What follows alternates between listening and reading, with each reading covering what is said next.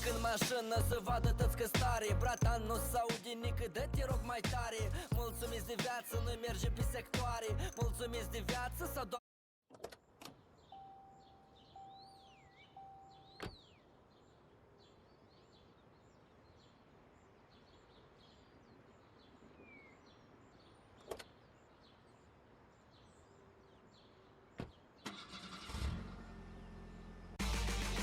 Dacia Logan, culoare Boston. Dacia Logan, pe gaz metan. Dimitri-te-l copil de atunci de când mă știu. Tata îmi spune să învăț că președinte ia să știu. Eu băiet ascultător, sfatul lui l-am urmat. Și aghet din clasa 2 m-am apucat de învățat. Cu cărțile în mână, vacanța petrășeam beloțe. Ca și poker cu prietenii jucam. Pentru temele de acasă îmi dădeam ori și putere. Comprindem o nota 5, mă servem singur cu bere. Comprindem o nota 6, organizam o sărbătoare. Vinul alb și roșu îl turnam în ulcioare. Și mai mare not la geografie au fost 8. Știem pe și ima, Ștefan, cartofi cop. Știem și elemente consăsânii plin cu lapte. La chimie nota medie a fost la mine 7. Până într-un final liceu am finisat. Și nu-s nici președinte, nu-s nici avocat. Da, eu am diplomă, dar nu-s nici actor, nu-s nici artist. Alexandru mă numesc și eu sunt taximetrist.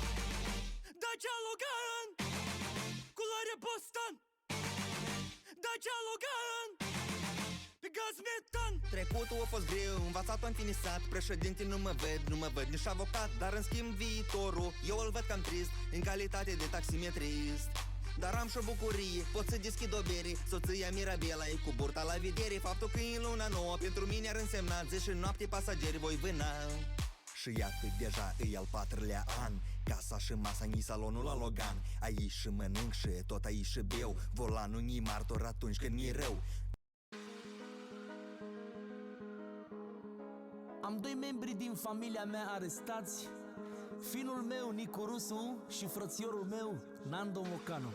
Am hotărât împreună cu fina mea, Laura, să le dedicăm această melodie și să le urăm la mulți ani în libertate. Chiar dacă ești la închisoare, când ești valoare.